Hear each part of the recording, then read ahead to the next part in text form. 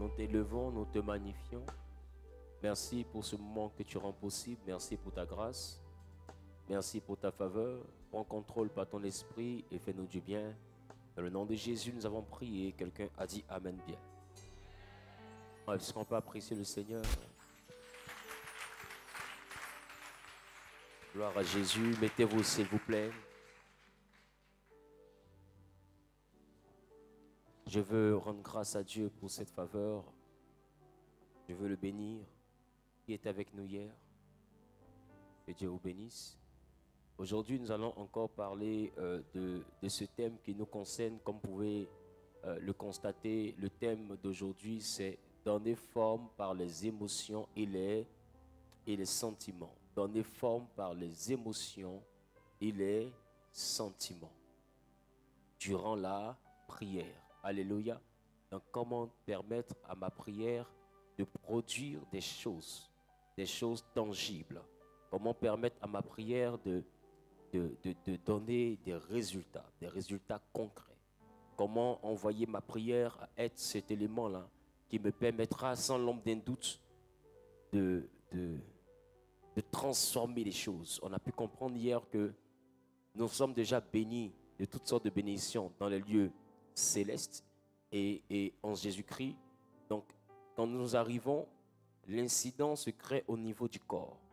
Le corps a des réalités, le corps a des antécédents. Et conformément à ces choses, on peut se retrouver privé de certaines grâces qui nous appartiennent déjà dans le monde spirituel. Donc, quand Dieu vient nous donner des prophéties, en réalité, il ne nous dit rien d'autre que ce que nous sommes déjà. Tu comprends ce que je suis en train de dire? En réalité, il veut juste accomplir qui nous sommes dans le monde spirituel, ici, dans le monde physique. Il veut juste envoyer cette réalité spirituelle à se déplacer jusqu'à notre vécu. Donc, il est important de comprendre que la prière est donc ce processus-là qui permet aux choses spirituelles de prendre forme dans le physique. Et hier, on a dit que la parole n'est même pas encore sur nos lèvres, que Dieu la connaît. Donc, on a compris hier que la parole, avant qu'elle ne soit sur nos lèvres, Dieu la connaît. Donc, avant qu'elle ne soit sur nos lèvres, elle est déjà la parole. Qui se rappelle de cela? Donc, si elle est déjà la parole, cela démontre que quelqu'un qui n'a pas la langue peut encore parler. C'est pourquoi la Bible n'a jamais dit que tout ce qui parle loue l'Éternel. La Bible dit que tout ce qui respire loue l'Éternel. Parce qu'on a compris que l'homme était un souffle, selon Job 32, c'est ça? Et on a compris également que, conformément à la dimension de ce souffle, l'homme avait la capacité de s'exprimer. Parce que la pensée était le mode d'expression de l'esprit et la parole, sous forme audible, est le mode d'expression du corps. Et l'esprit communique par la pensée. Qui se rappelle de ça durant la classe? Et aujourd'hui, je veux poursuivre avec vous ce que nous avons entamé hier. On a compris, selon Job chapitre 3, le verset 25, que Job a dit une chose. Il dit tout ce que je redoutais, tout ce que je craignais, c'est ce qui s'est passé. Donc Job a donc produit tout ce qui était le résultat de sa peur. Alléluia. Et en Job chapitre 1, le verset 5, la Bible présente comment Job avait coutume d'agir quand ses fils se retrouvaient en train de manger ou en train de festoyer. La Bible dit qu'il commençait déjà par faire des sacrifices en disant dans son cœur, peut-être que mes enfants ont offensé Dieu pendant qu'ils s'amusaient. Alors je commence déjà à poser ces actions afin réellement qu'au cas où ils ont fauté, que l'Éternel déjà leur fasse grâce. Et quand je prends le temps de lire la parole de Dieu, je comprends encore dans le livre de Job, chapitre 31, le verset 23, Job présente que le châtiment de Dieu l'épouvantait. Donc Job avait peur du châtiment de Dieu. Et je vous ai fait comprendre que les sentiments donnaient vie à certaines choses. Alléluia. Donc il est important de comprendre ce principe. La Bible dit dans le livre de Luc, chapitre 8, verset 23 à 25, qu'ils étaient dans la barque et le vent s'est levé et le vent a croisé des hommes qui avaient peur. Mais il y avait un autre qui dormait dans la barque. Et quand lui s'est levé, le vent a rencontré quelqu'un qui n'avait pas le sentiment de la peur, mais qui avait plutôt le sentiment de l'assurance. Et la Bible dit qu'avec cette assurance, il va menacer. Et ceux qui avaient le sentiment de la peur seront étonnés. Ils vont se demander, mais qui est celui-ci à qui obéissent le vent et la mer? Or, s'il y a une chose qui le différenciait d'eux, c'était sa capacité à avoir l'assurance. Ils avaient la même réalité, mais ils n'avaient pas les mêmes sentiments. Alors la Bible dit que nous devons avoir en nous les sentiments qui étaient en Christ. Parce que notre réalité ne connaît pas forcément de solution, parce que nous avons des sentiments que nous exprimons et nous prions avec des paroles qui sont autres que les sentiments que nous exprimons. Et on se dit que c'est avec notre bouche qu'on changera notre situation. La Bible dit la mort et la vie sont au pouvoir de la langue. Et hier, je t'ai fait comprendre une chose, c'est que on peut créer sans la langue. Et d'ailleurs, les gars, quand on a lu le livre de Psaume, la Bible a présenté que Dieu a fait quoi? Il a fait les cieux par sa parole, et l'armée des cieux par le souffle de sa bouche. Donc il n'y a pas eu parole, il y a eu ça. Amen. Et conformément au souffle de sa bouche, il y a eu création. Mais quand on a eu la masterclass, on a pu comprendre que le souffle de la bouche de Dieu était connecté à une pensée. Et en réalité, son souffle a créé exactement ce qu'il avait dans sa pensée. Et je vous ai fait comprendre en réalité que Dieu ne regarde pas la bouche que nous avons.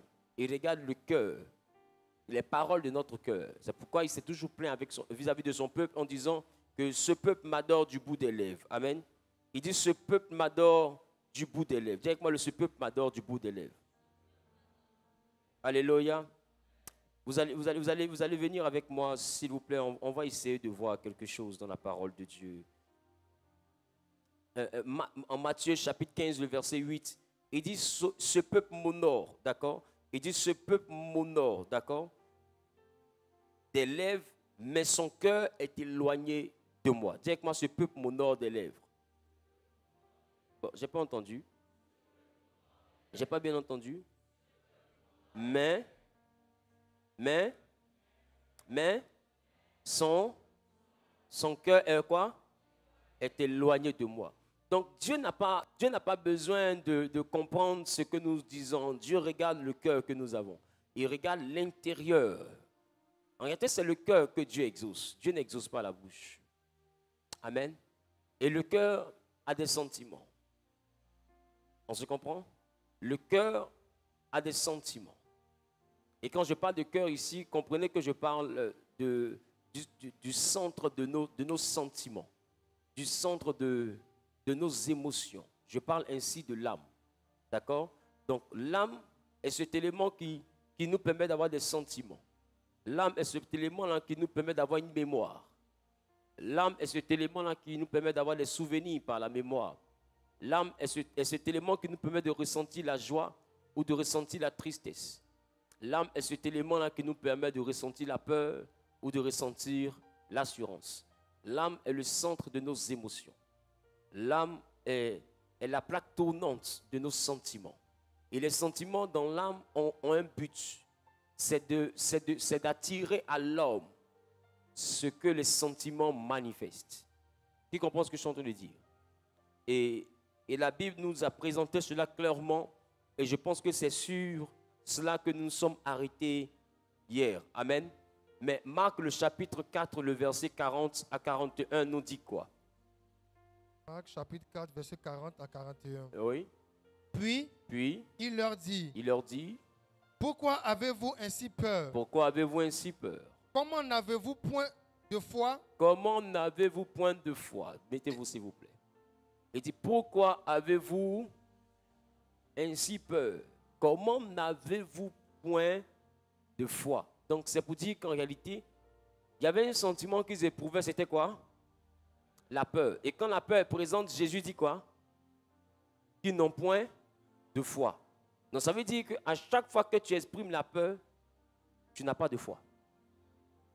On se comprend? Donc, si tu n'as pas de foi, alors ça veut dire que tu n'as pas de miracle. Nous avons un Dieu. Et nous avons des réalités. Je veux te faire réaliser que dans le livre de 1 Samuel chapitre 17, il était question là-bas d'un homme appelé David. Quelqu'un dit David. Dis avec moi David. Et la Bible dit ceci. La Bible dit que ce David-là, il était dans la présence de son père, en train de gérer les moutons de son père.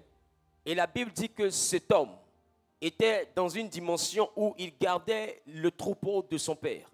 Et David va arriver dans cette dimension et David va réaliser que il devait partir par ordonnance de son père aller voir ses frères. Et qu'est-ce qui va se passer? Il va se produire que pendant que David va au niveau de ses frères, il y avait un certain Goliath. Et Goliath était là, il traumatisait le peuple. Goliath était là, il tourmentait le peuple. Et la Bible dit que chaque jour, ce Philistin s'avançait dans la vallée.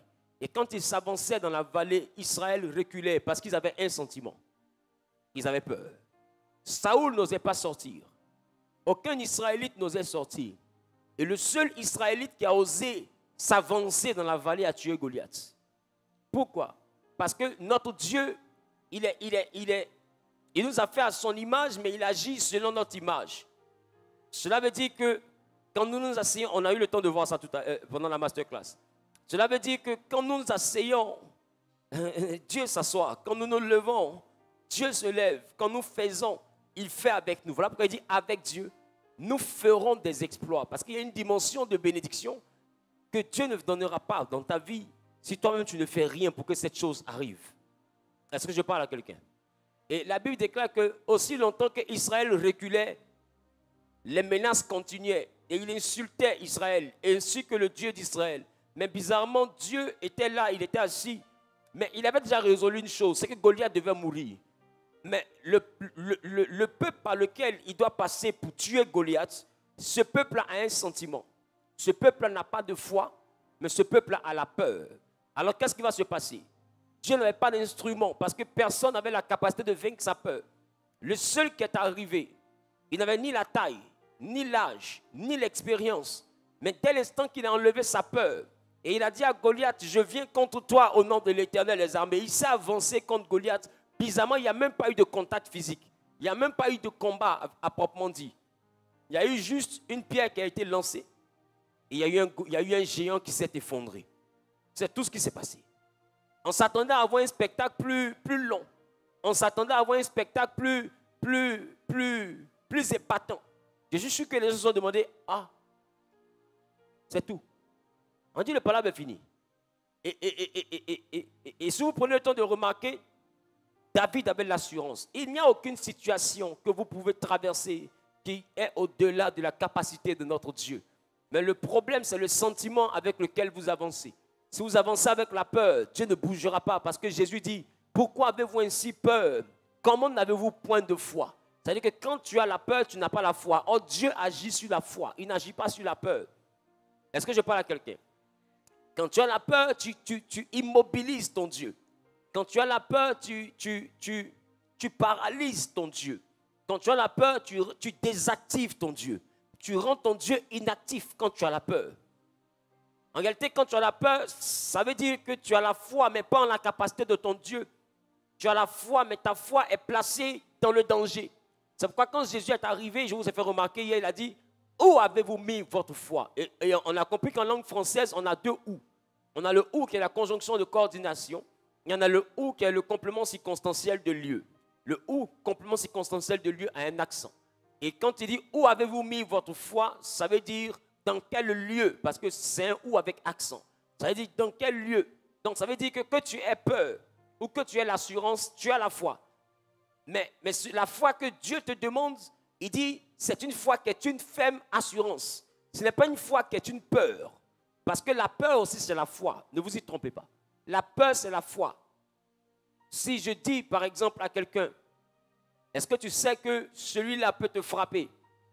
Si tu as peur, c'est que tu crois qu'il peut te frapper. Tu comprends ce que je te le dis? Si tu as peur, c'est que tu crois qu'il peut te frapper. En réalité, même quand on te dit Dieu peut faire quelque chose pour toi et que tu doutes, en réalité, tu crois. Mais tu crois que Dieu ne peut pas faire. Au fait, le doute et la peur, c'est une foi, mais dans la négativité. Je crois que Dieu ne peut pas faire, donc je doute. Est-ce que je parle à quelqu'un? Si je crois que Dieu peut faire, alors j'ai l'assurance. Si je crois que Dieu ne peut pas faire, alors je doute. Si je crois que Dieu peut me sortir de cela, alors j'ai peur. Si je crois que Dieu peut me sortir de cela, alors j'affronte la chose avec assurance et sérénité. Donc en réalité, mon sentiment définit où j'ai mis ma foi. Parce qu'en réalité, les sentiments te permettent de localiser, sinon de géolocaliser l'emplacement précis de ta foi. Alors quand Jésus s'est réveillé, il y a une chose qu'il a recherchée, c'est où les disciples avaient mis leur foi. Il faut te demander face à toute situation, où tu mets ta foi. Dis à ton voisin, où as-tu mis ta foi? Dis voisin, où as-tu mis ta foi? Face à toute réalité, il y a une chose qu'il faut te demander. Je dois géolocaliser ma foi. Et toi, ta foi est où? Au moment où la chose se produit, où se trouve ta foi? Parce qu'on peut mettre notre foi dans les difficultés. On peut croire aux difficultés. On peut croire que les difficultés sont vraiment difficiles. Tout comme on peut croire que Jésus est capable de changer ces difficultés-là en possibilité. Il est capable de changer cette réalité et d'envoyer cette réalité à basculer en notre faveur. Mais tout dépend de où nous avons mis notre foi. Et je vous ai dit hier, on ne prie pas quand nous avons le sentiment de la peur. On ne prie pas quand nous avons le sentiment du doute. Jésus vous demande, il dit, qui parmi vous, à force d'inquiétude, peut changer l'un de ses cheveux blanc en noir? Qui parmi vous peut ajouter ne serait-ce qu'une coudée à sa durée de vie? Il dit, si vous ne pouvez pas, alors ne vous inquiétez pas du lendemain. Ça peut te dire que l'inquiétude est un sentiment que Jésus a beaucoup combattu dans la Bible. L'inquiétude est un sentiment que Jésus a beaucoup combattu dans ses prédications. Parce qu'en réalité, quelqu'un qui passe son temps à s'inquiéter, Dieu ne peut pas travailler dans sa vie. Il y a des choses que Dieu ne peut pas faire lorsque tu t'inquiètes beaucoup.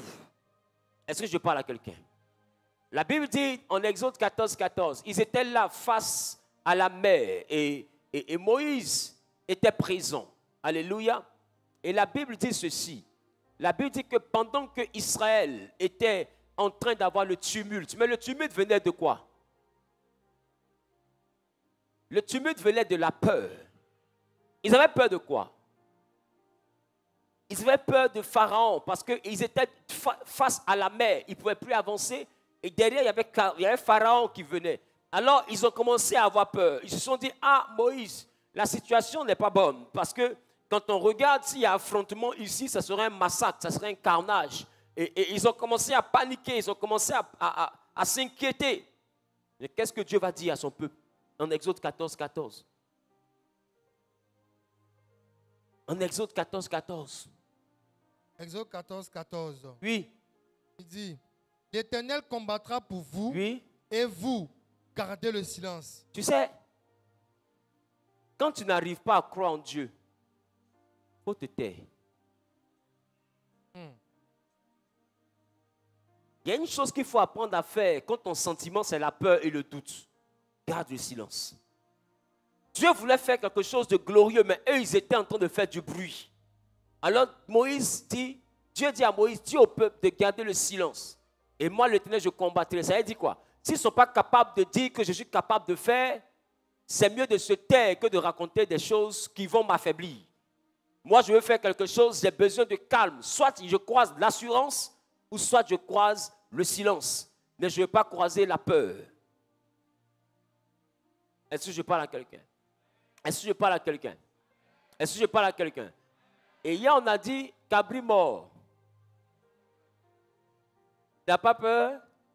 Mais quelqu'un d'autre a dit, cabri mort, est-ce qu'il peut mourir encore? C'est qui est déjà gâté est gâté. Alléluia. Il y a pas, dis à ton voisin, il n'y a pas mouillé sec. J'ai pas entendu, voisin. Il n'y a pas mouillé sec. Mouillé, c'est mouillé. Dis à ton voisin, il n'y a pas mouillé sec. Donc, hier, on a compris qu'il n'y avait pas lieu de s'inquiéter. Il n'y avait pas lieu de paniquer. Il n'y avait pas lieu réellement de se demander quelle sera la fin de cette histoire. La fin se fera voir toujours dans la gloire. Dis avec moi, la fin sera toujours glorieuse. Mais tout dépend des sentiments de ton cœur. Alléluia. Maintenant, regarde ce que je veux prendre le temps de t'enseigner aujourd'hui par la grâce de Dieu. Jean le chapitre 11, le verset 40. Jean 11, 40. Jésus lui dit, ne t'ai-je pas dit que si tu crois, tu verras la gloire de Dieu? Il dit, ne t'ai-je pas dit que si tu crois, tu verras la gloire de Dieu? Alléluia. Dis avec moi, si tu crois, tu verras. Dis avec moi, si tu crois, tu verras. Maintenant, écoutez-moi bien. Il dit, si tu crois, tu verras. Il n'a pas dit, si tu crois, tu auras.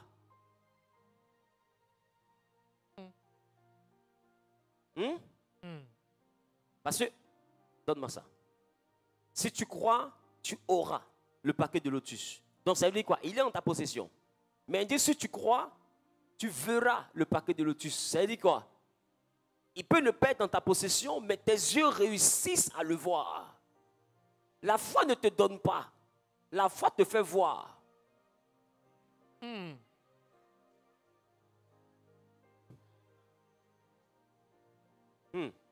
Parce qu'écoute-moi bien. Je vous ai dit durant la masterclass, ce qui est avoir, ce que tu dois avoir, est avoir. Ce que tu n'as pas vu, tu ne peux pas avoir. La foi ne te fait pas avoir, la foi te fait voir, parce que c'est le fait de voir qui te fera avoir. C'est pourquoi quand Dieu voulait bénir Abraham, Dieu a dit à Abraham, sors de ta tente et lève les yeux vers les étoiles, compte les étoiles. Est-ce que tu peux les compter? Parce que Dieu a besoin d'alimenter ta foi par une image que tu vas voir. Je ne sais pas si quelqu'un comprend. La foi ne fonctionne pas avec le verbe avoir. La foi fonctionne avec le verbe voir. C'est pourquoi Jésus dit, ne t'ai-je pas dit que si tu crois, tu verras. C'est pourquoi je veux te dire, si tu pries et que tu pries sans une image dans ton esprit, tu n'auras rien. Maintenant, à quel moment la foi envoie ce que tu vois à devenir réalité? C'est ce que je veux t'enseigner aujourd'hui. Parce qu'il dit, si tu crois, alors tu verras. Ça veut dire que si vraiment tu crois, tu ne peux pas te mettre à prier. Et puis tu fermes tes yeux, tu ne vois rien. Ce n'est pas possible. Alors écoute-moi bien. Si tu pries pour quelque chose, il faut avoir une image de la chose. Même si ton esprit n'arrive pas à comprendre jusqu'à capter l'image, va chercher une image. Si tu pries pour devenir milliardaire, cherche l'image de la vie des milliardaires. Donne-moi un amen bien. Dis à ton voisin, si tu pries pour devenir milliardaire, laissez-moi porter mes oreilles. Si tu pries pour devenir milliardaire, il faut avoir quoi? Les images de la vie des milliardaires. Dis à ton voisin numéro 1, l'image. Souvenez-vous que nous sommes dans un monde créé à l'image de Dieu. Dans ce monde, image-là ne fonctionne que par l'image.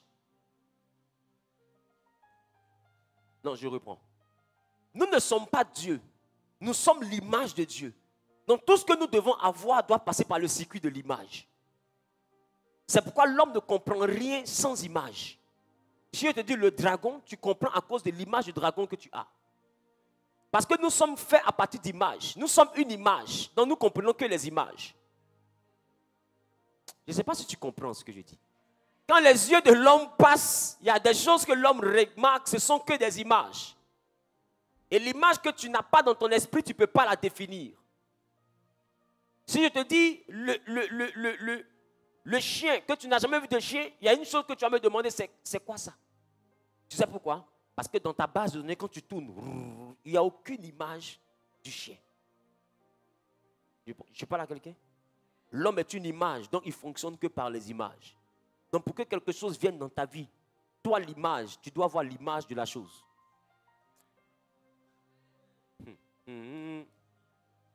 Et c'est l'une des raisons pour lesquelles Dieu nous fait avoir les rêves. C'est l'une des raisons pour lesquelles Dieu nous donne les visions. Pour qu'on puisse avoir une image claire de ce que lui veut faire. Parce que si on n'a pas d'image, notre foi ne fonctionne pas. Pour avoir la vie des milliardaires, il faut voir la vie des milliardaires. Il dit, si tu crois, tu verras. Et d'ailleurs, la Bible dit quoi? La foi, Hébreux 11, 1. La foi est la ferme assurance des choses qu'on espère. Une démonstration de ce qu'on ne voit pas. Ça veut dire que la foi, c'est quelque chose que j'ai comme image dans ma tête. Au fait, la foi, c'est un monde glorieux dans lequel je vis, mais dans ma tête. La foi, c'est une dimension de bénédiction que je possède, mais dans ma tête. C'est une ferme assurance que ce que je vois dans ma tête est ma vie. Je ne sais pas comment ça va faire pour devenir réel, mais dans ma tête déjà, je suis déjà positionné dans cette vie. La foi, c'est donc un état d'esprit, c'est donc une disposition de mon mental. Voilà pourquoi la Bible dit que nous sommes transformés par le renouvellement de notre intelligence. Il faut que ton intelligence change pour devenir la folie, pour que tu aies la foi. Parce que est fou celui qui n'a rien, mais qui pense dans sa tête qu'il a tout. Tu es un dingue. C'est pourquoi, écoute-moi bien, la foi et la folie sont séparées par deux lettres, L et puis E. Ça fait L apostrophe et puis E de l'éternel. En réalité, ce qu'on appelle fou dans la vie est foi chez Dieu, parce que la foi, c'est la folie de l'éternel. Celui qui est fou par l'éternel, c'est lui qui a la foi. Donc quand tu parles de ta foi, en réalité, les gens, c'est une folie pour ceux qui périssent. Mais la Bible dit que pour toi et moi, c'est la démonstration de la puissance de Dieu. En réalité, si ta foi est rationnelle, si ta foi est logique, si ta foi définit des choses que tout le monde peut comprendre, alors ta foi est problématique.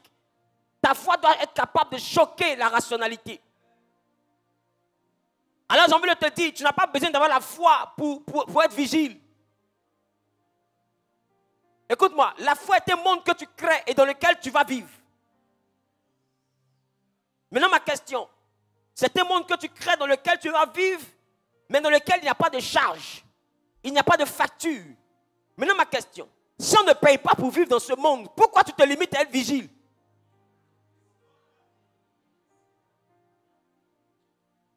Qui comprend le degré de sa misère? En fait, tu es pauvre dans ta tête, ce n'est pas dans ta vie que tu es pauvre. Parce qu'on te dit, imagine-toi qui tu peux être, et puis toi tu te vois seulement comme comptable ou dans la société de quelqu'un. C'est tout ce que toi tu as pu voir dans ta tête. Qui comprend ce que je te dis? En réalité, comprends. Parce que, écoute-moi bien, la foi, c'est la capacité que tu as à viser le soleil. Si tu rates, tu tombes sur les nuages. Donc, la foi, c'est le monde le plus haut possible. Le monde de Dieu. Quand tu regardes Dieu, tu crois que Dieu est capable de faire quoi précisément dans ta vie? Imagine ça. Alors, quand tu es né dans un endroit logo au bout là-bas, ta foi doit t'envoyer aller voir un endroit où normalement ceux qui sont nés dans ton quartier ne peuvent jamais rêver habiter. Tu dois avoir une image de ça. Et quand tu pries avec l'image de ce que tu as vu. Et tu pries en te projetant dans ce que tu as vu. Tu ne peux pas avoir la foi et tu n'as aucune image dans ta tête. Parce que ce que tu dois avoir est une chose qui est à voir.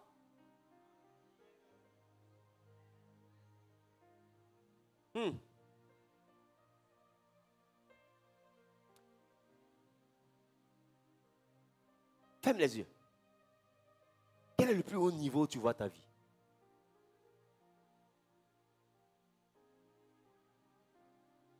Maintenant, regarde-moi. Quel est le plus haut niveau où toi tu vois ta vie? Si tu as eu 2 chambres salon actuellement, c'est bon. C'est bizarre. En fait, tu es ton sorcier, toi-même, tu ne sais pas. Ça dit, le plus haut niveau, toi, tu te vois, c'est quoi? Parce qu'il y en a qui sont ici, là. Quand ils pensent qu'ils sont milliardaires, mais quelque chose te fait rire. En fait, toi, tu te moques de ta propre vie. Tu ne peux pas croire que tu seras milliardaire parce que, tu remarques, tu peux croire que des fois, tu dis, 50 millions, 100 millions, et je joue, il y aurait ça pour moi. Donc, quand ta toi va là-bas, toi-même, tu te moques de toi-même, tu dis, toi, tu es bête quand même, toi, tu peux avoir ça là. Tu comprends un peu? Parce qu'en réalité, je te dis, dans ta pensée, tu peux savoir jusqu'où tu te limites. La dimension de grandeur à laquelle tu penses, et puis toi, tu te moques, c'est la dimension de ta pensée où ta grandeur est limitée. En fait, c'est ça tes limites. Tes limites ne sont pas d'abord spirituelles, tes limites sont mentales. Parce que je vous ai dit, tout ce que nous concevons, nous le projetons dans notre vie, mais par l'expiration. Qui se rappelle de ça? Donc, ce que tu penses dans ta tête, sache que tu l'éjectes dans ta vie. Et donc, tu ne dois pas penser à des petites choses. C'est bon? Tu ne dois pas penser à de petites choses. Il faut exagérer. Parce que, écoute-moi bien, s'il s'agit d'un chef d'État qui me demande, mais tu as besoin de combien pour réaliser? Mon frère, je ne veux pas lui parler de 50 millions. Je te dis que c'est un chef d'État qui est là. Si c'est un nom qu'on peut commencer à partir de 50 millions, mais un chef d'État qui est là. Si tu veux lui présenter un projet de 50 millions, il va pas dire à sa femme, le monsieur là n'est pas ambitieux.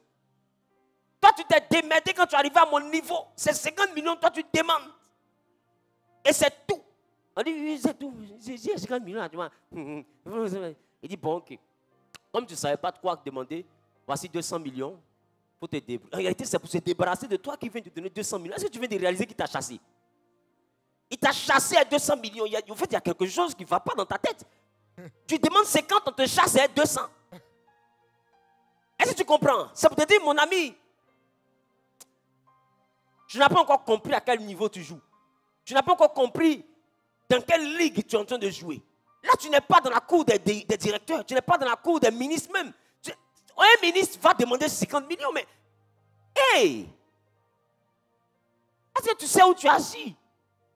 Il te dit, 50 millions, c'est bon. Maintenant, ma question. Entre le président et puis Dieu, est-ce que tu vois l'écart qu'il y a? Maintenant, Dieu dit, il va faire quelque chose de grand pour toi. Il dit, je te donnerai ce que ton cœur désire. Et puis toi, ton cœur désire juste visa.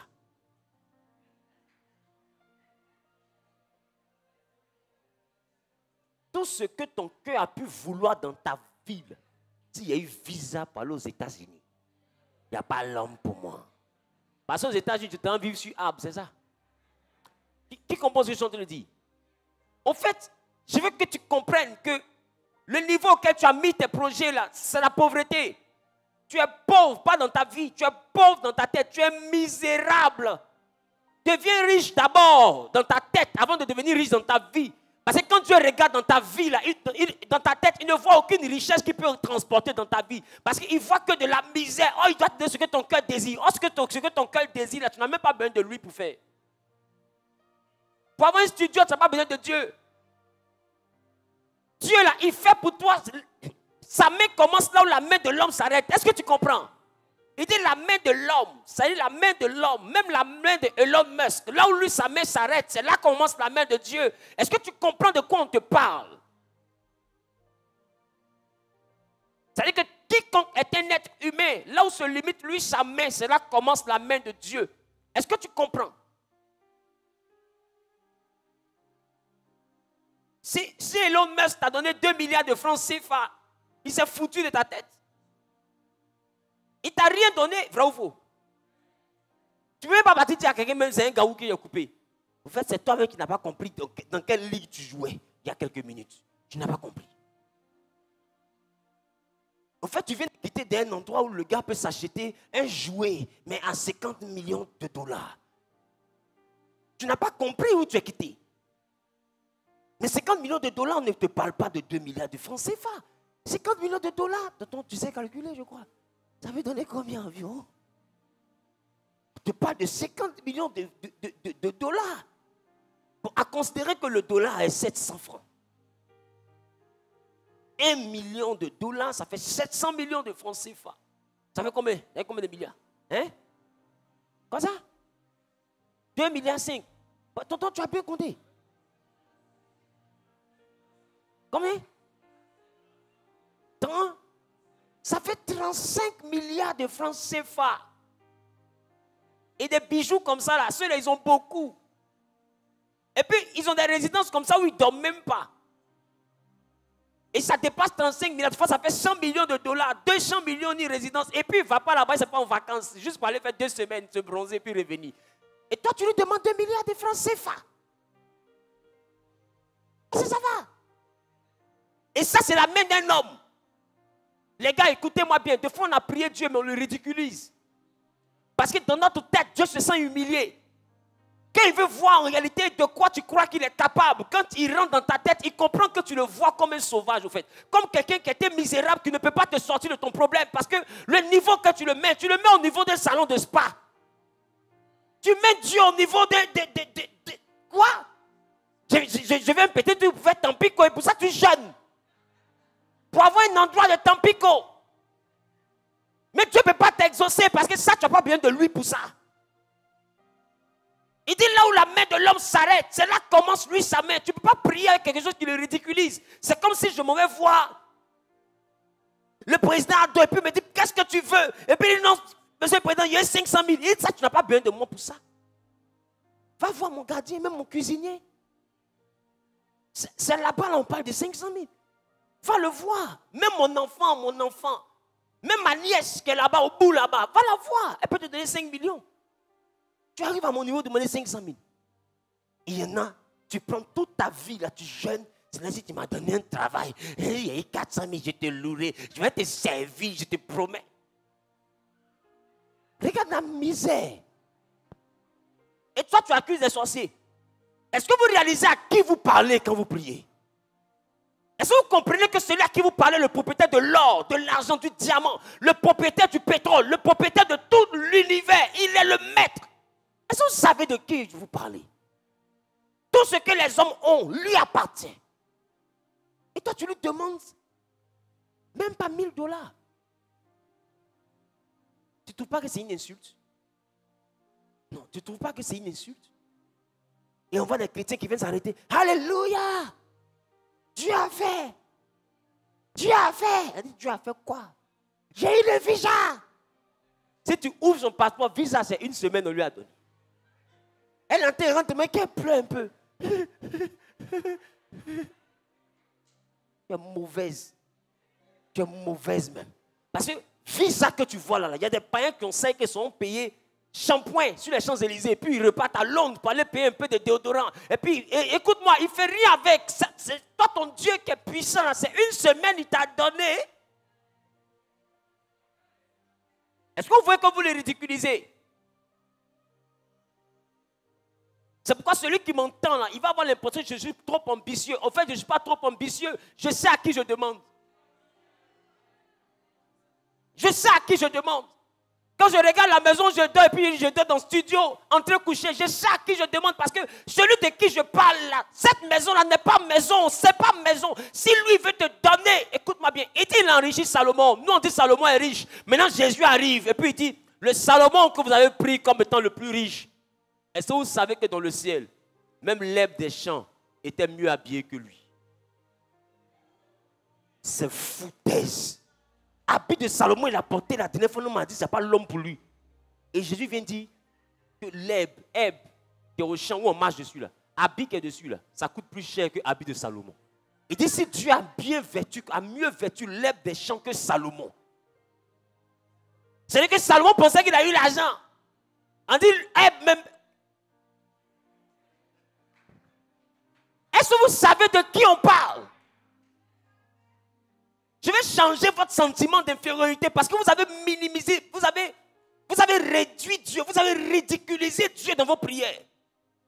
Et quand tu pries avec le sentiment que s'il a fait 500 000, 2 millions, 10 millions pour toi, il t'a trop donné. Pourquoi? Parce que tu pries avec le sentiment de la misère de ton père. Tu regardes d'où ta famille vient. Mais celui de qui tu parles, à qui tu demandes, ne vient pas de ta famille. Vous n'êtes pas de la même région. Tu n'as jamais connu quelqu'un comme ça avant. Écoute-moi bien, même les génies dans les eaux usées donnent mieux que ce que tu demandes.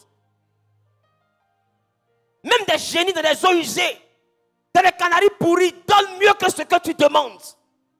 Et tu ne peux pas te parler à un esprit, tu parles au Père de tous les esprits. Et puis lui, tu lui demandes quoi? Et tu lui dis, comme je veux partir à l'école. Le brouteur, il est parti dans quelle école pour avoir 8 voitures? Non, quand je ne sais pas partir à l'école, je ne sais pas lire là, je ne sais pas lire, je ne sais pas écrire. On t'a dit de lire, on t'a dit qu'il faut avoir l'argent. Qui t'a donné de lire? Tu ne sais pas qu'il y a des gens qui ne savent pas lire, mais qui sont riches, ceux qui savent lire, là, travaillent pour eux. Non, je ne suis pas allé à l'école. Abraham est allé dans quelle école? Est-ce que l'école existait au temps d'Abraham? Mais la bénédiction existait. La bénédiction n'est pas un principe lié à l'école. La bénédiction est un principe divin. À quel niveau as-tu mis ton Dieu? Il faut élever ton standard. Change ton sentiment là. C'est un sentiment où tu ridiculises Dieu. Et quand les anges te regardent, ils ont envie de te gifler. Parce que tu ne sais pas à qui tu parles. Tu ne sais pas à qui tu parles. Tu l'as réduit à ta petite vie. Non. N'envoie pas Dieu dans ta vie. Monte dans la vie de Dieu.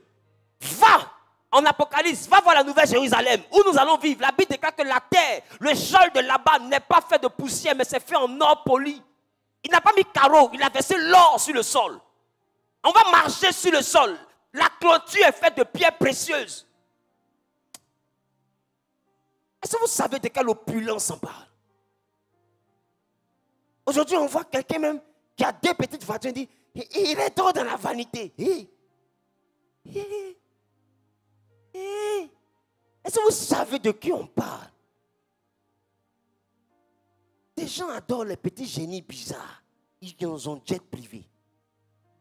Et toi, on te parle du maître de l'univers. Et son serviteur à voiture. Tellement c'est un peuple de pauvres. Ils trouvent que voiture, là, tu as trop réussi. Jusqu'à là, tu es devenu égoïste.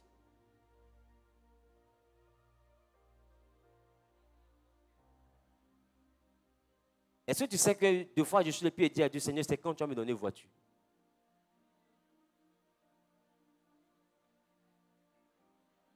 Tu es étonné, non? Parce que je sais à qui je demande. Toi, tu es étonné parce que toi, tu demandes à un pauvre. Moi, je demande à Dieu.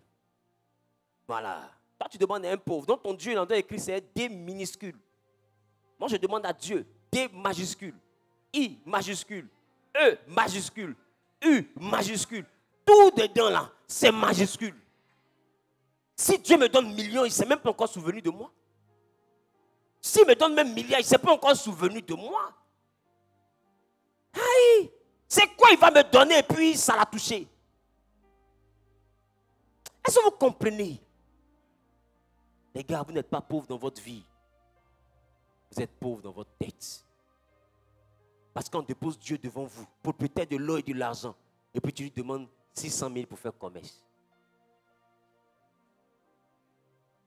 Et puis l'Esprit de Dieu est quitté en haut là-bas, il a porté vers tout ça.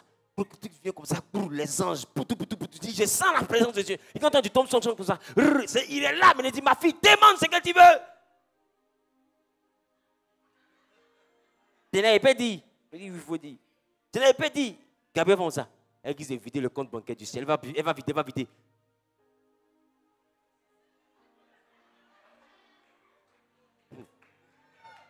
Et tu peux faire Orange Money pour montrer que tu es Dieu. Aïe. Dis à ton voisin la pagaille. Orange quoi? Est-ce que tu sais qui est venu chez toi? Laisse-moi vous parler un peu de lui. Laisse-moi vous parler du propriétaire de l'or et de l'argent. Un homme a voulu le défier. Est-ce que vous savez qu'il a béni Salomon parce que Salomon a foutaise? Salomon veut défier Dieu. Un plaisantin, un pisseur, enfant de roi. Ton papa même c'était qui? C'était un berger, pauvre, un parvenu. Je l'ai pris derrière mouton, je l'ai rendu roi. Toi tu nais au monde, tu viens au monde la cuillère en or dans la bouche. Tu construis mon temple, tu mets l'or dedans. Je te demande qu'est-ce que tu veux, tu ne demandes pas l'argent. Jean, tu es trop riche. Sans t'as posé question, tu connais trop l'argent, Salomon. Tu es fils de roi, c'est ça. Dieu vient dans ton rêve, il se déplace, le boss de tous les boss. Il vient dans ton rêve. Qu'est-ce que tu veux que je fasse pour toi? Tu dis non, j'ai besoin juste de la sagesse. Ça dit quoi? Mon compte est trop bé. Il dit Salomon, sagesse, ça y est te donner. Mais pour te montrer que ce que tu penses que tu as, je suis le propriétaire. Je vais te donner l'argent jusqu'à ce que il n'y ait pas quelqu'un qui ait l'argent comme toi. Pour que tu comprennes que moi, mon argent, et puis toi, ton argent, ce n'est pas le même argent. Tu as béni Salomon, on dirait sort. Parce que tu ne peux pas venir lui dire que toi, tu veux être là. Tu veux la sagesse. Par rapport à quoi? Tu sais qui te parle? Et la Bible dit que les rois payaient transport pour venir voir la prospérité de Salomon. Ils venaient voir la richesse et la gloire de Salomon. Parce que c'était inimaginable. Le Dieu duquel je te parle, il est capable de te prendre de ta région. Il va faire de toi le plus riche de toute l'Afrique. Et puis il n'y a rien qui va se passer. Et toi, tu le limites à ton village. Si tu m'as donné une petite villa pour que je mette ma maman à l'abri. Petite villa. Où tu ne pas de tes affaires. Ma question, demande à ton voisin, à qui toi tu demandes quand tu pries? Parce que le sentiment est que quand tu demandes, définis ce que Dieu va te donner. Parce que c'est ça la foi que tu as. La foi que tu as, c'est pourquoi Jésus dit qu'il t'en soit fait selon ta foi. Quelle est la foi que toi tu as? Une foi de vigile ou bien une foi de quoi? Coiffeuse. Une foi de quoi? Une foi d'aventurier, quelqu'un qui veut vise à aller en Europe, il va se débrouiller. C'est ça? C'est ta foi qui est là, misérable. Tiens ton voisin, misérable, qui est à côté de moi? Ta misère risque de me contaminer. Est-ce que tu sais à qui tu parles? Je vais fouetter ton orgueil pour que tu réalises à qui tu parles. Pour que tu réalises à qui tu parles. Tu comprends? Il y a des gens même qui te parlent là. Si tu as donné 1 million là, actuellement dans cette salle, là, ils ne t'ont rien donné. Parce que 1 million, ils dépensent au moins 3 fois, 4 fois, 5 fois par jour. Et chaque jour se passe comme ça. Ils t'ont donné 1 million, ils ne t'ont rien donné. Ils s'est débarrassé de toi-même. C'est-à-dire qu'il ne veut même pas te saluer encore, mais il faut qu'il quitte des moments même. C'est ça. Tu comprends? Et toi, tu vas aller demander ça à Dieu. Arrête-moi ça. C'est un mauvais sentiment. Il dit, si tu crois, tu verras.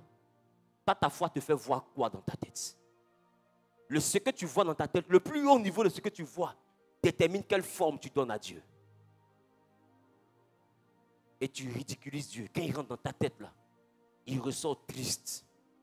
Parce qu'il voit combien de fois tu le vois petit. Tu l'as trop réduit.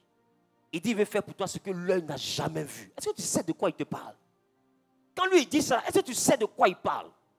Et toi tu réduis ça, je ne suis pas parti à l'école, mon papa n'a pas l'argent, moi je ne connais personne. Tu penses qu'il parle de qui? C'est que lui sa bouche ça dit, ce n'est pas ton nom qui accomplit, c'est sa main qui accomplit. Est-ce que tu crois en sa main? Est-ce que tu crois en sa main? Ce n'est pas la main de Dieu là, nous on peut devenir qui? Moi Zahir, je te parle là, je peux devenir qui si ce n'est pas la main de Dieu? Qui? Même ma mère dit, je ne veux pas que tu deviennes pasteur. Les pasteurs, là, je suis penché. Si ce n'est pas la main de Dieu, là, je peux devenir qui? Écoute-moi, est-ce que tu connais ce qu'on appelle sa main? Sa main ne peut pas compétir avec la main des hommes. Il est trop grand pour ça. Il est trop grand pour ça. Tu vois, quand quelqu'un se comporte comme un enfant, on te dit quoi? Faut pas te mélanger à lui. Quoi? Tu es trop grand pour ça. Et c'est comme ça, Dieu. Il est trop grand pour se mêler à ta prière. Ta prière, elle est humiliante. Même Gabriel peut résoudre ta prière. Tu n'as même pas besoin de parler de Dieu pour ça. Tu as parlé à Dieu pour ça. Ce que tu demandes là. J'ai l'argent vendre à Erico.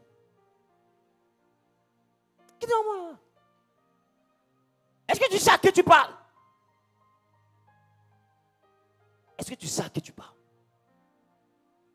Demande-lui quelque chose que quand un homme va écouter ta prière, il va dire, ma chérie, tu exagères. Et puis tu vas dire, je n'exagère pas, j'ai la foi. Parce que la foi, c'est le monde des rêves. Et ne limite pas ton rêve. Le rêve, on ne paye pas facture là-bas. Peu importe le château qui t'appartient, il n'y a pas de loyer, il ne faut pas avoir peur. Prends tous les châteaux que tu veux. C'est un rêve. La foi, c'est la capacité à rêver à sa vie et à présenter son rêve à Dieu par la prière. Et quand tu présentes ton rêve à Dieu, quand il voit que ton rêve correspond à sa capacité, il s'investit dans ton rêve. C'est-à-dire que quand ton rêve est un rêve que les hommes peuvent accomplir, il ne s'investit pas. Soit il te demande de changer ton rêve, ou quand tu dors là, lui-même il te fait rêver. Pour te faire comprendre à quel niveau. Et majoritairement, quand tu finis de rêver, lui, son rêve, là, quand tu te réveilles, tu ne crois pas. Tu dis non, c'est qu'il est trop bon. C'est non, il ne croit pas, il ne croit pas. Yes.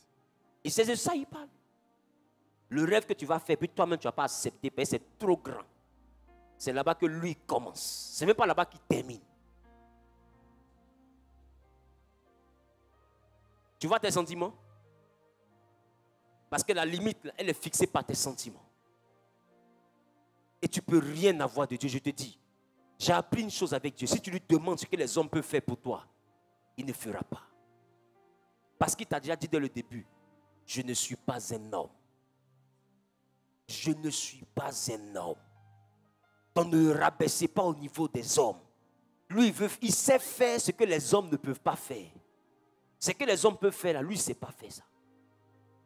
Parce qu'il est trop grand pour faire ça. Parce que s'il fait ce que les hommes peuvent faire, les hommes peuvent partager sa gloire. Or, lui, sa gloire, il ne partage pas. Donc, lui, il fait ce qu'aucun homme ne peut faire. Pour que quand les hommes regardent là, personne ne peut toucher sa gloire. Parce que quand on regarde là, il y a une signature. Et sa signature là, c'est lui seul qui sait la poser. Est-ce que tu peux projeter ta vie maintenant dans une dimension qui peut te rendre dingue? Sans te moquer de toi-même. La foi, c'est la capacité à avoir un rêve qui est dingue et puis à être sûr que ça va se réaliser. Il faut écrire. La foi, c'est la capacité à avoir un rêve qui est dingue et puis être sûr que ça va se réaliser. C'est ça la foi. C'est pourquoi moi je dis, je sais qu'un matin, non, forcé, l'hélicoptère va descendre dans ma maison. Forcé. Parce que si qu'au bois où je dors là-bas, là, il faut que Jésus se souvienne de moi. Je pleure encore devant lui. Père, souviens-toi de moi. Je ne sais même pas comment couler l'argent. Je veux connaître l'argent. Parce que laisse-moi te dire, des fois toi tu penses que tu as l'argent. Hein. Mais il y a quelqu'un qui a assis quelque part et dit lui là-même, il n'a même pas encore l'argent. Et puis il a embrouillé. Si lui fait bruit là, et nous, il y a du béton sur la terre. Il y a du béton armé sur la terre. Il y a des gens qui ont l'argent qu'ils ont honte. Ils ont l'argent qu'ils ont froid. Tu comprends? Ils ont l'argent qu'ils ont peur. Et toi, ton entier dans wave, tu es heureux. Et quand tu viens, Galilée, Galilée, Galilée. Tu le vois, il danse comme ça, il se sent roi, il se sent fort. Ce n'est pas garçon roi qui est là. Ce n'est pas fidèle roi qui est là. Et quand il a la petite fille, comment ça? Tu veux manger quoi? Il n'y a pas un restaurant où je ne peux pas payer. Ta vision est bloquée à un restaurant. Et puis à quel plat il va manger? Mais laisse te dire à une maison, tu fais comment? Tu dois en prier encore, c'est ça? C'est la misère.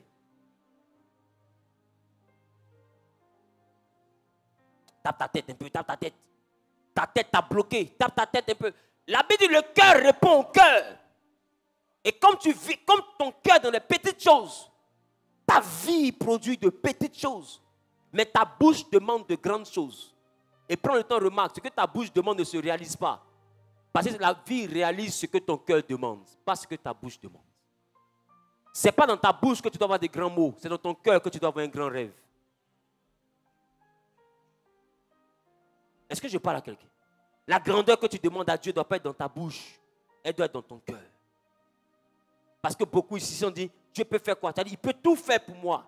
Mais si on fouille dans ton cœur, la chose dans laquelle tu as limité Dieu, c'est 50 millions. Des fois, tu ne crois même pas que tu auras 500 millions, c'est pour toi. Tu ne peux même pas croire même. Tout le monde te dit, demain, si tu as 500 millions, on va dire, 500 millions. Il dit, dis ce que tu as fait. Tu ne pourrais pas bien parler de ce que tu as fait. Parce qu'en réalité, tu n'as jamais accepté que demain, tu auras ça. Pour dire même que tu as dépensé. Je parle à quelqu'un. Qui remarque ce que je dis est vrai? Les gars, j'étais pauvre dans ma tête. Jusqu'à ce que je réalise que ce n'est pas un homme qui m'avait embauché, mais que c'est Dieu lui-même qui m'avait embauché. Alors j'ai commencé à revoir mon affaire. Donc le salaire de Dieu puis le salaire des hommes, ce n'est pas pareil. Quand Dieu veut te payer, ça fait honte. Parce que c'est quel salaire il va te donner, puis un homme ne va pas crier. Il est Dieu. Il est Dieu. Est-ce que vous comprenez de quoi je parle? Changer ce sentiment d'infériorité, c'est un sentiment. Ce sentiment que la grandeur à laquelle vous devez penser est trop grande, elle est trop haute pour votre vie. C'est un sentiment qui fait que vous ne pouvez pas prier. Et vous ne saurez pas prier. Parce qu'il dit, ne t'ai-je pas dit que si tu crois, tu verras. Mais il n'a pas dit tu verras la misère, il dit tu verras la gloire. La gloire, c'est la manifestation de Dieu. Tu verras de quoi Dieu est capable si tu crois. Donc tu ne peux pas réduire la capacité de Dieu à cette petite chose que tu vois. Quand tu quittes ici, demain matin, prends un véhicule, ou bien Yango. Tu dis, mon ami, on va se promener, tu vas me ramener ici. Je vais te donner 6 000. Tu t'en vas où? Je m'en vais à Beverly Hills. Et puis tu passes devant les maisons. Écoute, il y a des maisons, tu passes devant les maisons là. Clôture de maison, on dirait Maca.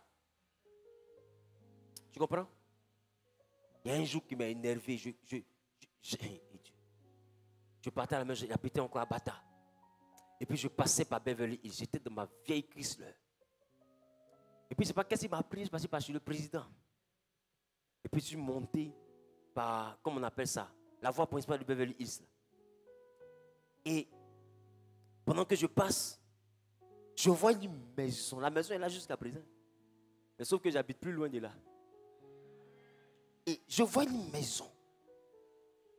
Il dit la maison, la porte en derrière, c'est pour aller au ciel. C'est pas portail. Il dit, papa, voilà portail là. Tu demandes si ça s'ouvre là, c'est au ciel, tu t'en vas ou bien c'est où? Parce que le portail est porteux. Tu comprends ce qu'il dit? C'est un portail qui a la vie en lui. Quand tu regardes le portail, tu sens que tu franchis ce portail, quelque chose se passe dans ta vie. Tu comprends? Et je passe devant le portail. Dis-moi ce que je vois. Le gars, comme il est mauvais. Il dit, le jour où je le vois devant sa porte, j'ai garé dans toi. Il te guette. Tu es mauvais. Il dit, il y a quoi, mes petits? Il dit, tu m'as frustré. Le gars, il a son portail qui regarde la route, déjà pour menacer les passants. Et puis, il a mis sa voiture devant le portail qui regarde la route. Dites-moi, c'est quelle voiture? Une Maybach coupée. 2 portières. Et la voiture est là comme ça. Et puis la voiture menace les passants. Elle agresse quiconque passe. En fait, ce n'est pas attention chien méchant, c'est attention voiture méchante. Ça veut dire que il a déposé la voiture de regret, puis je passais comme ça, la voiture m'a giflé. J'ai fait puis je continuais ma route.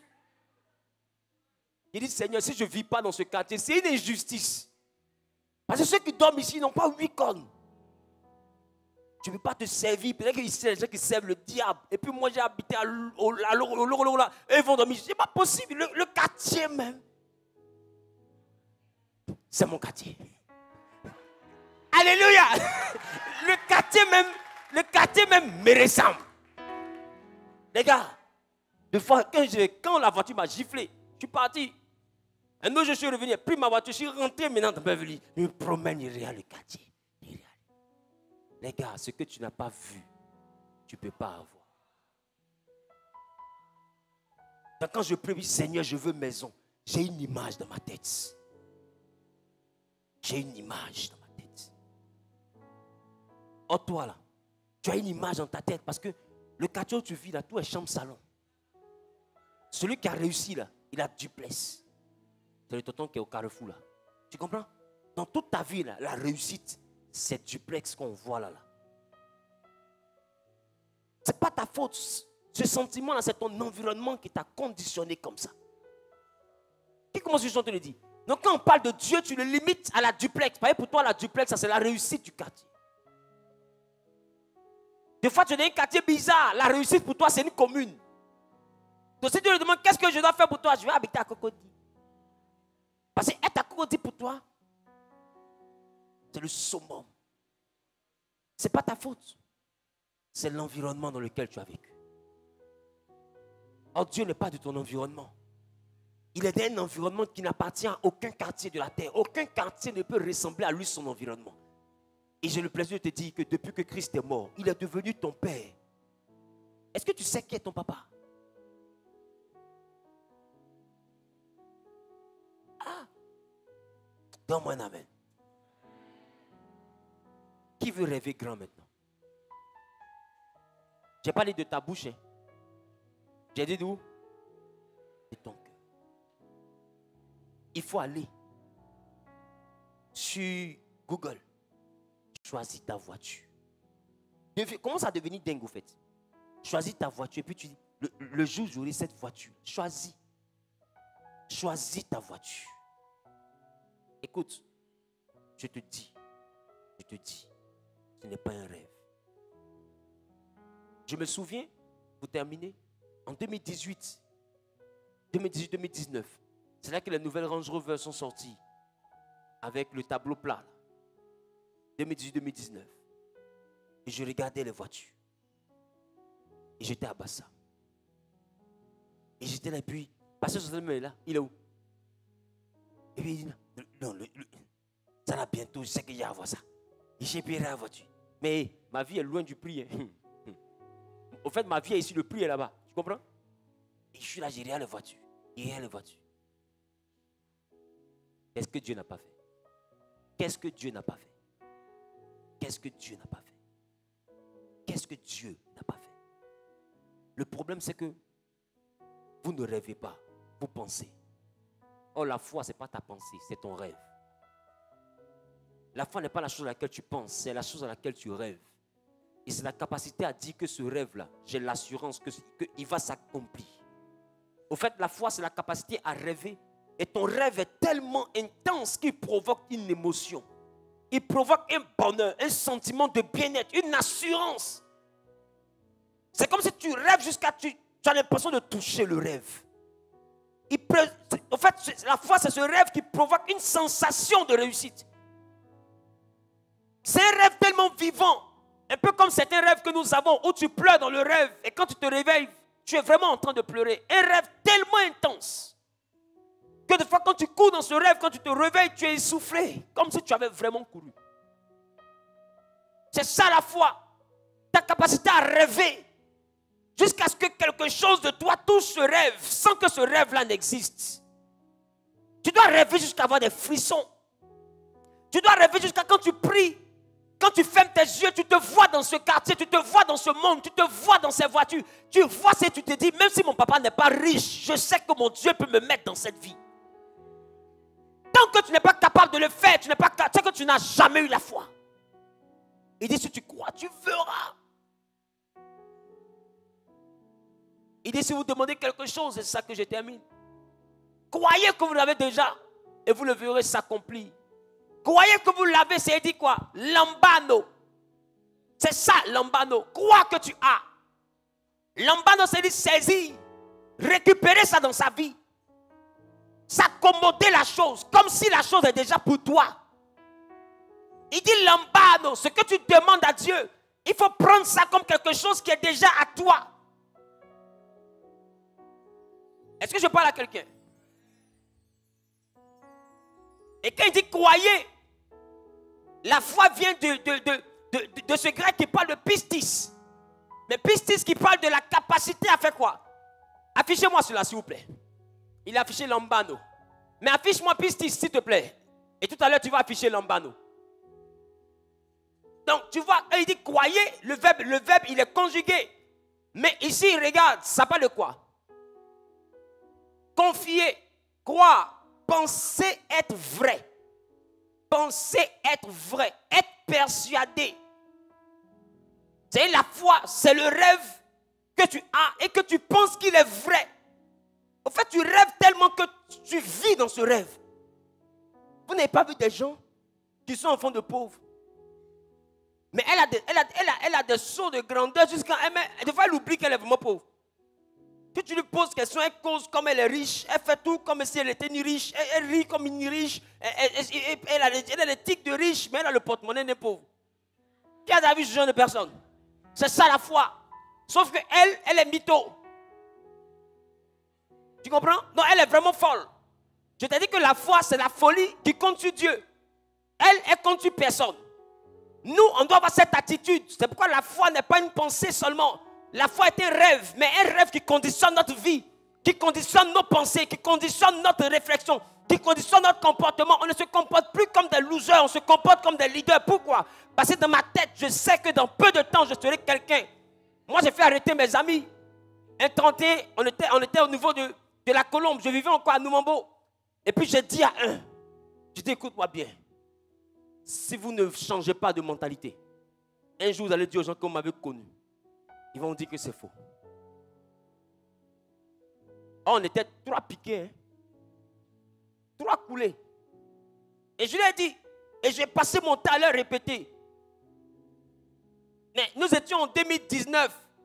Quand l'un d'eux m'a dit, ah, vraiment, il tente de dire aux gens que tu connais. Il dit, ça en était en 2019. Et c'est qu'actuellement, s'il a dit, ils vont le têter. Ils vont lui donner un coup de tête plongeant. Tu vois, les gens de coup de tête où les deux pieds ne touchent pas le sol. Oh, Dieu n'a même pas encore démarré. Non. Il n'a pas démarré. Non, tant que sur le tarmac, il n'y a pas mon avion, Dieu n'a pas démarré. Il n'a pas démarré. On démarre, on va où? Non, on démarre, on va où? Je te parle d'une chaîne de télé, je te parle de chaîne de radio, je te parle d'entreprise, je te parle de cité qu'on va construire.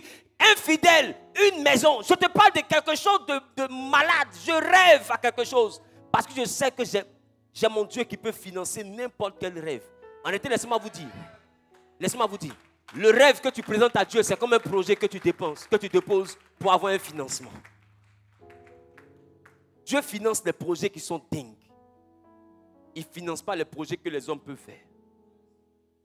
Rêve à ta vie. Et Dieu va te faire vivre tes rêves. Arrête de te comporter comme l'enfant d'un pauvre. Tu as changé de famille, change de mentalité. Change de conception. Arrête de penser à des petites choses. Écoute-moi bien. Dieu va te mettre dans un environnement que tu n'as jamais imaginé. Il va te faire marcher avec des personnes que tu n'as jamais imaginées. Il va te faire être respecté par des personnes que tu n'as jamais imaginé rencontrer dans ta vie. Ton Dieu est capable de le faire. Il peut prendre n'importe qui de l'anonymat et le mettre à la face du monde. Mais moi qui te prêche, je suis ça. Je suis ce que je te prêche. J'ai dormi sur un matelas qui perdait la foi. J'ai mis huile d'inode dans le ventilateur pour que ça tourne. Quand je parle de ça, tu ris. Oh, c'était ma vie. 250 pains sucrés œufs à crédit. Je n'ai pas l'argent pour manger ça. Jusqu'à je prends le crédit et puis je me frotte au mur comme ça. Parce que la maman elle est au carrefour. Elle rit de me voir. Les gars, ça aussi ça a été ma vie. Mais Dieu, il est capable d'apporter n'importe quel rêve. Donc, arrête de rêver comme un misérable. Rêve comme un roi. Parce que dans le rêve, là, il n'y a pas facture. Il n'y a pas une affaire de dire tu as trop rêvé, donc on t'a envoyé quelque chose que tu dois à la fin du mois. Rêve. Et si tu crois, rêve jusqu'à ce que ton rêve te donne des frissons. Rêve jusqu'à ce que tu sois impatient de voir ça dans ta vie. Rêve jusqu'à ce que tu commences à te dire, le temps a trop duré, pourquoi depuis mon rêve ne se réalise pas. Rêve jusqu'à ce que tu sois agacé par ton propre rêve. Mais quand tu rêves, ce qui te rend différent des autres, c'est que quand tu rêves, tu comptes seulement que sur Dieu pour réaliser ce rêve. Quand tu comptes sur Dieu pour réaliser cette folie, on dit que tu as la foi. Mais quand tu rêves, et puis il n'y a rien sur quoi tu comptes pour réaliser ça, on dit que tu es fou. Tu comprends? Tu comprends? Voilà. Dieu est le seul qui change la folie en foi. Est-ce que je parle à quelqu'un? Et quand tu vas prier, ton intérieur doit être rempli d'un rêve. Un rêve qui est tellement présent en toi que ça te donne le sentiment que ta pauvreté a pris fin. C'est pourquoi il dit, il faut quand tu demandes, croire que ce que tu as demandé, tu l'as reçu et tu le verras s'accomplir. Les gars, Jésus ne te donne pas ce à quoi tu n'as pas rêvé. Il veut faire pour toi quelque chose qui n'a jamais existé dans ta famille. Mais quand tu rentres en prière, ne rentre pas avec des mots, rentre avec un rêve. Ainsi tu auras la foi. Si tu rentres avec des verbes, ne pense pas que ton éloquence va ébranler Dieu. Seigneur, mon âme te salmodie. Qu'est-ce qu'il a à foutre de ton vocabulaire? Non, Seigneur, vraiment, mon âme t'exalte. Toi-même, si on te pose la question, exalte, ça signifie quoi? Tu ne connais pas. Tu penses que tu vas épater Dieu à ton niveau scolaire? C'est quel mot Dieu ne connaît pas? Et puis tu veux le prendre par les mots. Non. Dieu est séduit par une seule chose. C'est un peu comme une femme peut-être qui recherche quelqu'un qui sent bon. Tu parles bien, d'accord, mais ton vlamons-nous. Mais c'est dangereux. Libère-moi ce vlamons-nous. Let your vlamons-nous be free. Dis amen, bien. Ton vlamons-nous est dangereux. Elle n'a pas dit que tu n'es pas beau. Elle dit vlamons-nous. Attention. Pff. Amen. Donne-moi un amen bien. Ce qui va l'ébranler là, c'est ton odeur. C'est ton odeur sent bon, mon ami. La chose qui ébranle Dieu, ce n'est pas notre vocabulaire, c'est la grandeur de notre cœur. C'est le lion qui est en nous. Il dit l'homme selon mon cœur, mais quand je regarde David, c'était un enfant qui n'avait pas peur de lion. Il est le seul qui avait le courage d'affronter Goliath. C'était un enfant qui était audacieux. Il était court, mais quand il regarde le géant, il n'a pas peur de sa taille. Il ne faut pas avoir peur de ton rêve. Il a demandé, quelle est la récompense de celui qui tue le Philistin? On dit, il devient le beau du roi. Il disait qu'il aimait le tuer. Pourquoi? Parce que cet enfant a un rêve. Il ne veut pas mourir derrière. Dans sa tête, il n'est pas derrière. Quand David ferme ses yeux, il est le beau du roi. Un beau du roi n'est pas un berger. Un beau du roi est considéré. Alors qu'est-ce que David dit? Si ce n'est pas Goliath, je vais passer. C'est que le gars est derrière moi, je vais le manger. Parce que ce n'est pas lui, mon rêve doit se réaliser. C'est que Dieu va m'aider à le tuer. Pourquoi? Parce que c'est sur Dieu que David compte pour vivre son rêve. Rêve. Crie sur ton voisin. Rêve. C'est tout ce qu'on t'a demandé. Rêve. Comment ça se fait là? Ça ne t'appartient pas. Le problème, c'est que tu veux tout maîtriser. Arrête de vouloir tout maîtriser. Tu veux non seulement maîtriser le rêve, et puis maîtriser le contexte dans lequel ça va se réaliser. Arrête de vouloir tout maîtriser. Rêve. Lui se charge de réaliser le rêve. Chacun a son rôle.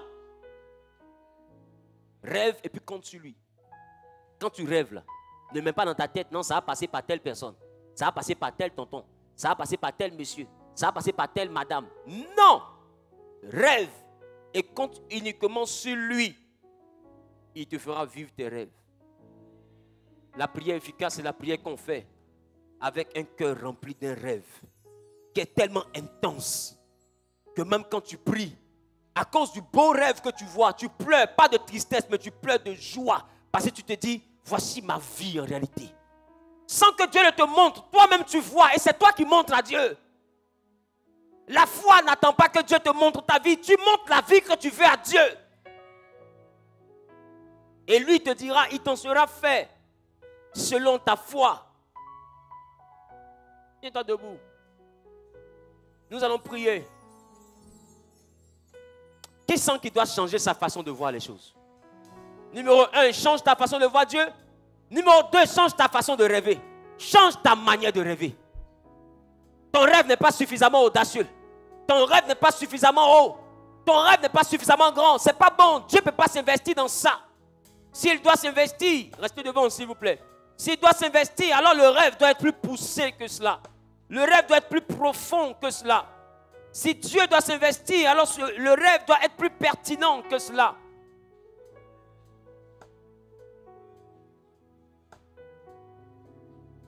Parce que la manière dont tu rêves détermine ce dont tu crois Dieu capable. Si tu crois Dieu capable de grandes choses, alors tu n'auras pas peur d'avoir un grand rêve. Parce que si je suis en train de penser à quelque chose que je veux faire, et puis je me dis non, le papa qui est là va me financer pour faire la chose. Si moi-même je commence à faire un projet de 10 milliards, est-ce que quand je regarde le papa me donner 10 milliards où il est arrêté là? Pourquoi? Parce que cette inquiétude viendra de la situation que je connais de lui. Si le monsieur a 10 milliards, je peux sentir ça au moins. On se comprend? Donc si je vais faire un projet pour lui soumettre, je vais faire un projet qui, quand je regarde la vie de mon papa, je sais que ça là, ça peut rentrer dans ses capacités, dans ses possibilités. Et c'est en fonction de ça que je vais dire quelque chose. N'est-ce pas? Sinon, quand ton oncle vient à la maison, là, pourquoi tu lui demandes 200 000 et puis tu ne lui demandes pas 300 millions? Ben, tu connais un peu, c'est que tu vois un peu dans quelle tranche il peut agir. Maintenant, ma question, entre Dieu et ton oncle, Dieu peut agir dans quelle tranche? Regarde bien la tranche de Dieu et puis présente-lui quelque chose qui va dans sa tranche. Je parle à quelqu'un?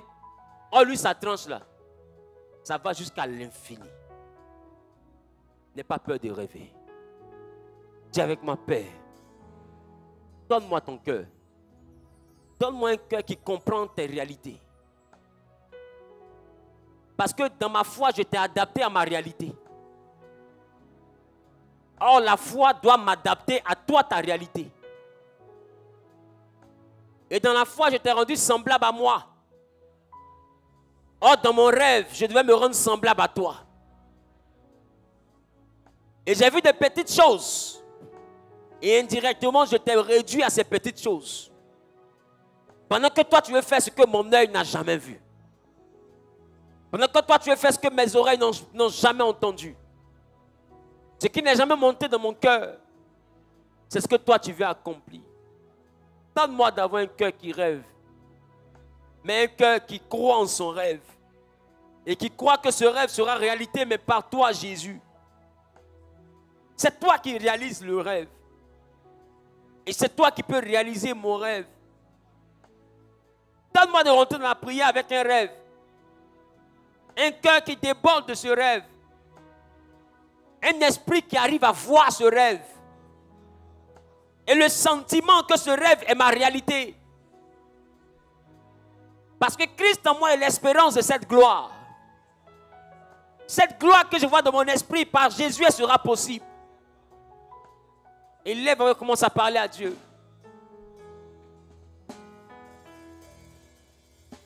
Je suis amoureux de Jésus. Amoureux. Je suis amoureux de Jésus. Amoureux. Je suis amoureux de Jésus.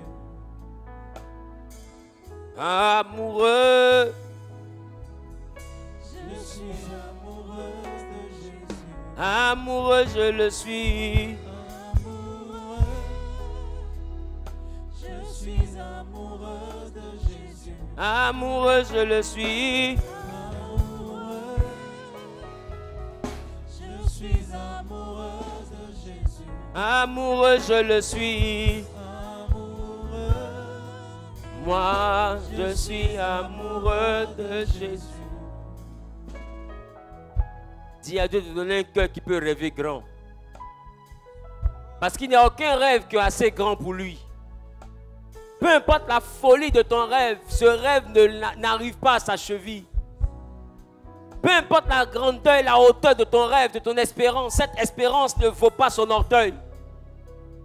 Celui qui est notre Père est tellement grand, il est tellement puissant, que rien ne peut ébranler sa majesté. Rien n'est suffisamment haut pour lui. Rien n'est suffisamment élevé pour lui. Rien n'est suffisamment haut pour lui. Il n'y a rien qui est trop grand pour ce Dieu que je te prêche. Et la foi, c'est la capacité à voir la grandeur de Dieu dans ta vie. Vois la grandeur que Dieu peut réaliser. Ne considère pas la faiblesse de ta vie, de ta famille, de tes connaissances, de ceux qui tu comptais. Mais considère la capacité de ce Dieu en qui tu crois. Et espère en quelque chose, rêve à quelque chose que lui seul peut produire. Alors tu auras la foi. Que Dieu renouvelle ta mentalité, qui te donne de pouvoir avoir cette capacité à voir grand, cette capacité à rêver grand, à espérer en de grandes choses. Parle à Dieu, qui te donne cette dimension, qu'il te donne cette capacité, qu'il te donne cette dimension et cette capacité.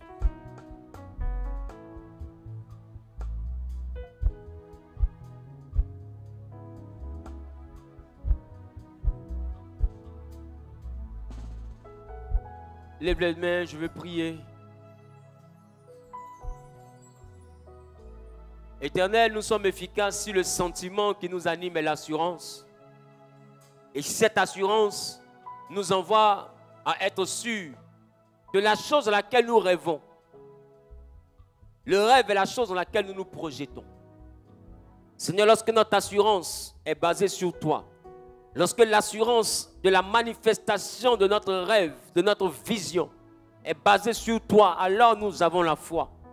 Et tu nous as dit que si nous croyons, alors nous allons voir ta gloire. Éternel, montre-nous maintenant ta gloire.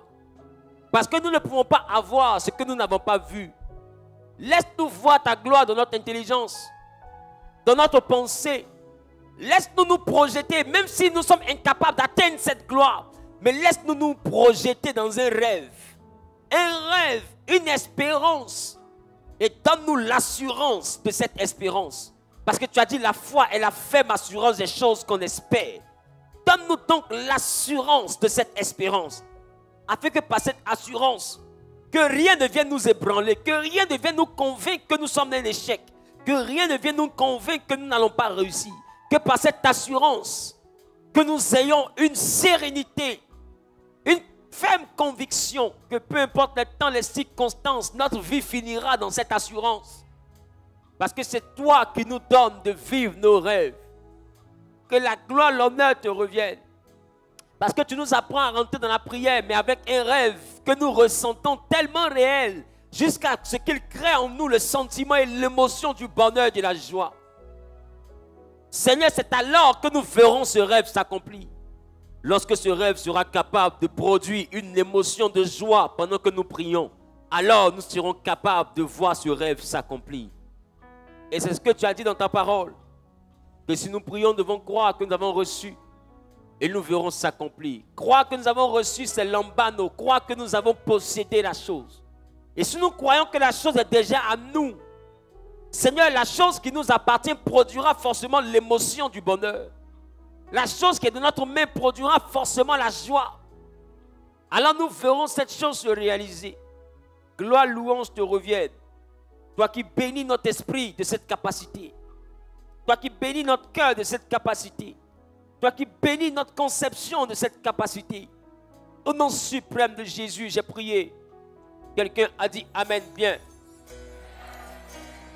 Donne une puissante offrande d'acclamation à l'Éternel.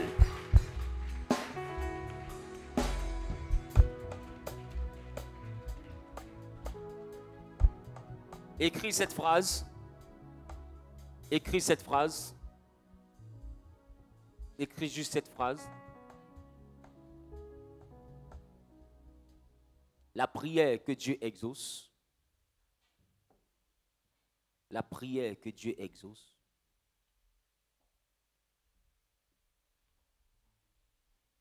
Est la prière que nous faisons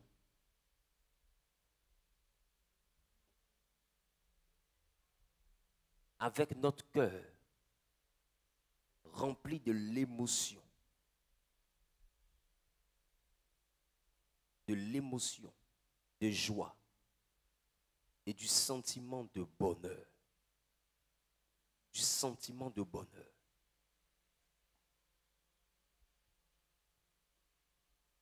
Déclenché par l'accomplissement de notre rêve.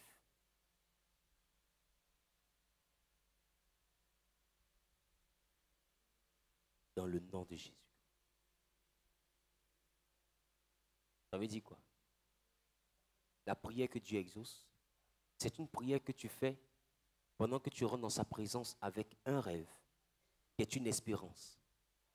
Mais que pendant que tu es en train de prier, tu arrives à te voir vivre dans cette espérance. Et c'est tellement réel que ça produit en toi une émotion, un sentiment de bonheur. Pas d'inquiétude, pas de peur du lendemain, mais une assurance, un sentiment de joie, de bonheur. Ça peut me donner des frissons parce que tu te dis, quand je suis en train de prier, je suis dans un autre monde. Mais quand j'arrête de prier, je reviens dans votre réalité. C'est comme si la prière est le moment où tu voyages dans un monde de bonheur. Qui comprend ce que je te dis? Et pendant que tu pries, tu es exceptionnellement dans ce monde. Et le confort de ce monde te remplit d'une joie. Comme si tu vivais déjà dans ce confort. Et dit, si tu réussis ça, alors tu verras ce confort-là se réaliser. C'est ce qu'il appelle, quand tu pries, crois que ce que tu demandes, tu l'as déjà reçu. Ma question, si je te donne quelque chose que tu as déjà reçu, ça créera quoi? Un sentiment de bonheur. Donc, croire que tu as reçu, c'est croire jusqu'à ce que tu aies le sentiment de bonheur qui est lié au fait d'avoir reçu. Il dit, et tu verras cela s'accomplir. C'est-à-dire que aussi longtemps que tu pries, que tu ne ressens pas le sentiment de bonheur d'avoir reçu ce que tu as demandé, tu ne verras pas ça s'accomplir. Est-ce que tu comprends? Donc tu dois avoir une image que tu arrives à vivre. Un bonheur, mais qui est rattaché à une espérance qui est dans ton cœur. Si tu arrives à ressentir le bonheur de cette espérance dans ta vie, cette espérance se réalisera. Dans le nom de Jésus. Qui commence ce chant te le dit? Voilà la clé de la prière. Donc on ne prie pas avec des paroles d'assurance. On prie avec un cœur qui est sûr que ce rêve qu'on demande là va se réaliser. Mais avant de le demander, on doit le voir dans notre tête. Et c'est ce qui montre que nous croyons. Parce qu'il dit, si tu crois, tu verras. Et si tu crois vraiment, en plus de voir, tu vas croire que tu as déjà reçu l'ambano. Tu vas croire que c'est déjà en ta possession. Et si tu crois que c'est en ta possession, ça va donc créer une émotion. Et quand ça crée une émotion, un sentiment de satisfaction, alors tu verras la chose se réaliser. Donc il y a un, ton rêve, deux, ta prière, et pendant que tu pries, tu te vois dans ton rêve, et ce bonheur de te voir dans ton rêve crée une émotion de bonheur, pas une émotion de peur ni d'inquiétude, de bonheur, de joie. Pourquoi? Parce que tu sens que ta vie a changé. Et quand tu seras rempli de cette émotion, le bonheur que tu as vu dans ton esprit va survenir dans ta vie. C'est tout. On se comprend? Donc tu vois que ce n'est pas un exercice de parole. C'est un exercice entre la parole et le monde de ta conception. Tu dois avoir une imagination très fertile pour réussir à prier. Je parle à quelqu'un? Que Dieu te bénisse. Rendez-vous demain soir pour savoir pourquoi les aînés ne réussissent pas dans leur famille. Que Dieu bénisse ton retour. Que sa grâce soit sur ta vie. Je t'aime de l'amour de Christ. Tu es béni. Shalom.